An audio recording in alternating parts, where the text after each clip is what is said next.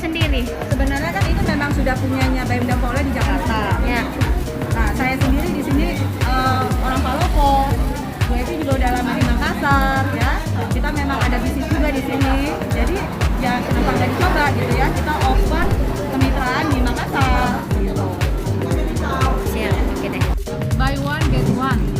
Jadi satu paket isinya 6, terus dapat gratis lagi 6. Hari ini dengan besok. Itu bisa requisitionnya atau sudah ditentukan Bu di dalamnya, dalam satu paketnya? Ditentukan oleh kami.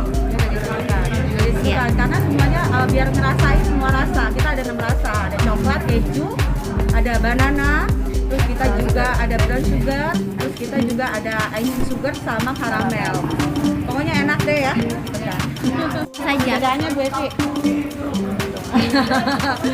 Perbedaannya donat kita ini memang yang originalnya itu adalah crispy. Jadi donat kita itu di dalamnya empuk, di luarnya crunchy, crispy ya. Ini seperti donat Taiwan sebenarnya. Kalau sekarang kan donat itu kan empuk ya. Nah kalau kita nih selain empuk tapi di dalamnya di luarnya kriuk dan crunchy itu perbedaannya. Tapi kita ada juga donat-donat yang lain. Jadi kita ada donat Korean juga yang lembut, terus di atasnya topping-topping. Lalu kita juga ada donat yang asin, yang bentuknya seperti kondok. Jadi di sini ada 5 macam